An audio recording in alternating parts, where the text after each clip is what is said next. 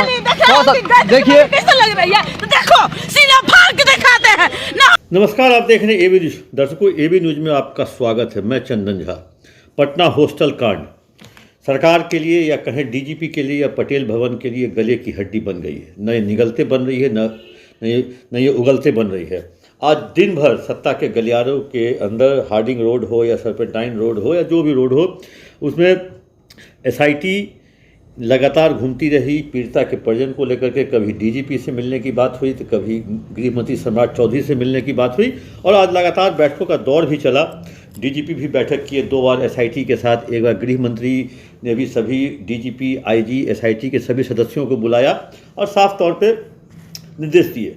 निर्देश क्या दिए ये तो मैं बाद में बताऊंगा, लेकिन एक चीज़ तो और है। तो जिस तरह से इस केस में 6 तारीख से मोड़ पे मोड़, जो पहली जो इनकी जो जिनको इन्फॉर्मेशन मिला, रोशनी जो चित्रगुप्त नगर थाना की थाना अध्यक्ष थी, उन्होंने अपनी इस तरह की रोशनी इस केस पर डाली कि ये कहें जो उस टीम के लोग या कहें पटना पुलिस की रोशनी ही गायब हो गई।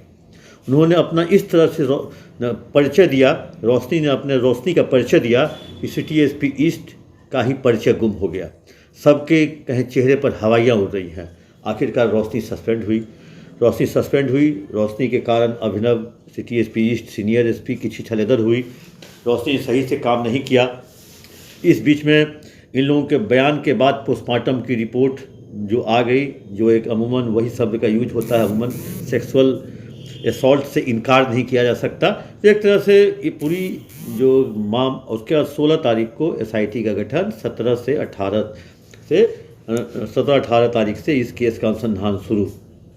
कम से कम 45 सीसीटीवी फुटेज देखे गए और कहें जो 40 से 45 लोगों या 50 लोगों से पूछताछ हुई, और कुछ हमारे बिरादरी के लोग रोज़ नए अपने जो हेडलाइंस के लिए, ब्रेकिंग के लिए, कभी किसी दिन 5 संदिग्ध पुलिस की हिरासत में, कभी 3 संदिग्ध पुलिस की हिरासत में, कभी शुक्राणु से जबरदस्ती करने वालों का एज ग्रुप भी पता कर लिया गया। हमारे ऐसे बिरादरी के लोग तो कहें जो पुलिस की टीम को भी इससे उलझती गई, और पुलिस की टीम उलझती गई, और आम जनता और पीड़िता का परिवार भी अखबार के इस बयान को सच मानता गया और पुलिस के अनुसंधान पर शक करता जा रहा है।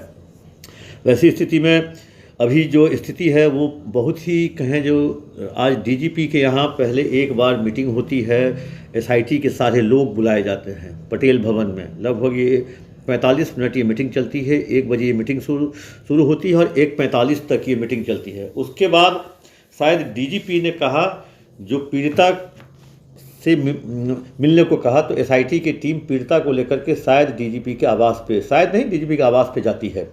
वहाँ पीड़िता को संतुष्ट नहीं कर पाते हैं लोग। उसके बाद पीड़िता आके मीडिया में बाइट पीड़िता के लोग देते हैं, जो वो एसआईटी की जांच से संतुष्ट नहीं है, पुलिस कहें जो लिपापोती कर रही है। उसके बाद उनको बुलाया जाता है पीड़िता को गृह मंत्री के यहाँ, लेकिन क्या गृह मंत्री के यहाँ वो लोग नहीं जाते हैं। वैसी स्थिति में फिर गृह मंत्री पहुँचते हैं अपने आवास पे, स्टैंड रोड आवास पे। वहाँ पे डीजीपी, पटना के आईजी, सीनियर एसपी और एसआईटी के सारे लोग बुलाए जाते हैं और 2 टूक साफ शब्दों में कह दिया जाता है जो भी आरोपी है उसको जल्द से जल्द ढूंढें, और विधानसभा सत्र शुरू होने से पहले आरोपी को या मुजरिम जो भी हो उसको पकड़कर सामने लाएं, और उससे पहले पीड़ित के परिवार को संतुष्ट करें। पीड़ित के परिवार को संतुष्ट करना इसलिए ज़रूरी है, अगर पीड़ित संतुष्ट नहीं होगा, पीड़ित का परिवार, तो वो मीडिया में या कहें आम लोगों में वो पुलिस के खिलाफ़, सरकार के खिलाफ़ वो बयानबाजी करेंगे। उससे सरकार की स्थिति असहज होगी। तो वैसी स्थिति में अब अगर कहें जो आज की जो घटनाक्रम है या घटना चक्र है, वो यही दर्शाता है। जो 24 घंटे के अंदर अगर ये कहें जो कल 31 जनवरी के शाम तक अगर ये एसआईटी पटना पुलिस पीड़िता को न्याय दिलवाने में अगर सफलता हासिल नहीं करती है, मुजरिम नहीं पकड़ाता है, सस्पेक्ट जो नहीं आता है, तो वैसी स्थिति में सीबीआई अनुशंसा के अलावा कोई और दूसरा चारा सरकार के पास नहीं रहेगा, क्योंकि सरकार पूरी तरह से फंस चुकी है। सरकार आज पहली बार मैंने पटना पुलिस के बड़े से बड़े अधिकारियों को वो कहें जो काफ़ी चिंतित और कहें जो पूरे परेशान मैंने देखा, और आज मैंने उन लोगों से बात भी नहीं की। इवन मीडिया के डर से लोग अपने कार्यालय छोड़ करके दूसरे के कार्यालय में बैठ के मीटिंग करते हुए नजर आए। और मीडिया के कारण ही बड़े बड़े अधिकारी अपने नेम प्लेट को ढक कर घूम रहे हैं शहर में या कहीं भी बैठक कर रहे हैं।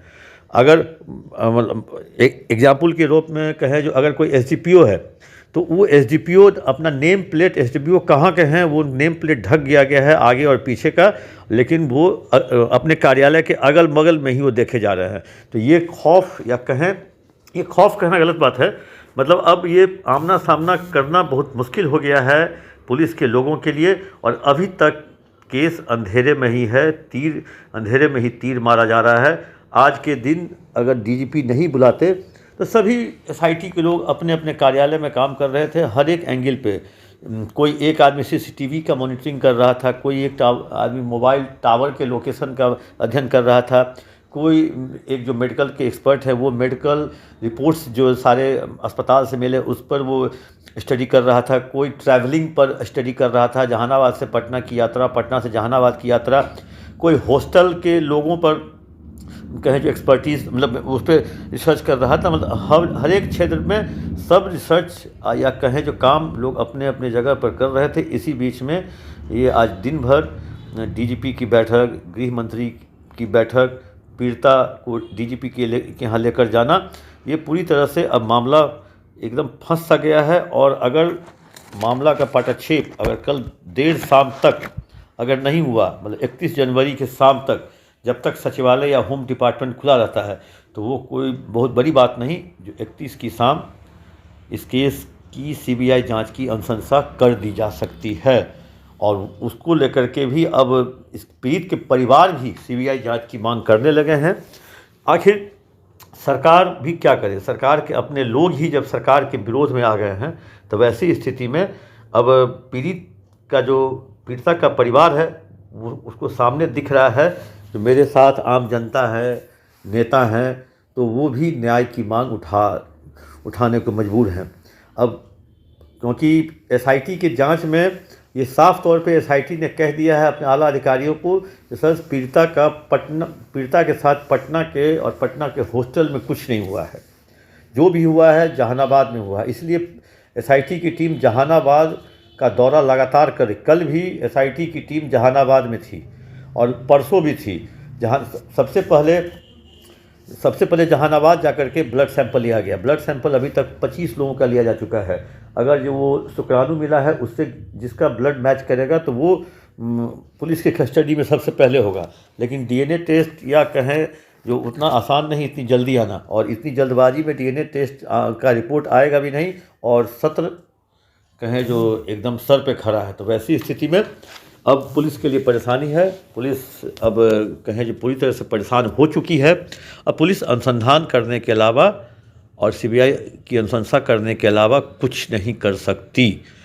देखते हैं दर्शकों कल तक क्या होता है, या हो सकता है कल दोपहर में ही एम्स की सेकेंड ओपिनियन आ जाए, जो पुलिस के लिए राहत बन सकती है। पीएमसीएच रिपोर्ट को अगर ओके कर देगी तब तो फिर पुलिस फंस जाएगी। अगर पीएमसीएच रिपोर्ट के अगेंस्ट अगर एम्स का सेकेंड ओपिनियन आता है तब पुलिस के लिए राहत की बात हो सकती है, तब वो पुलिस राहत की सांस ले सकती है।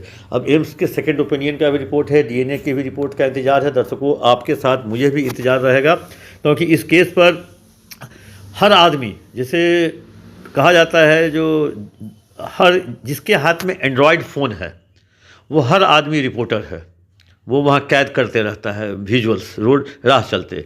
इसीलिए इस केस पर हर आम नागरिक भी अपने स्तर से रिपोर्टर, पुलिस और एसआईटी तो अलग है ही, मतलब जो फील्ड में नहीं है, सीआईडी में है, स्पेशल ब्रांच में है, आम लोग हैं, हमारे आपके घर के लोग हैं, अब पूछने को मजबूर है इस केस में क्या हुआ, और अपने स्तर से अनुसंधान अपने घर में बैठकर भी कर रहे हैं। इसलिए इसके अनुसंधानक जो है वो अब करोड़ों में हो गए हैं। इसलिए पुलिस को मेहनत करनी पड़ रही, काफ़ी मेहनत करनी पड़ रही है। देखते हैं पुलिस का मेहनत का फल कितना रंग लाता है। दर्शकों दीजिए इजाज़त, आप अपना कमेंट बॉक्स में देना ना भूलें।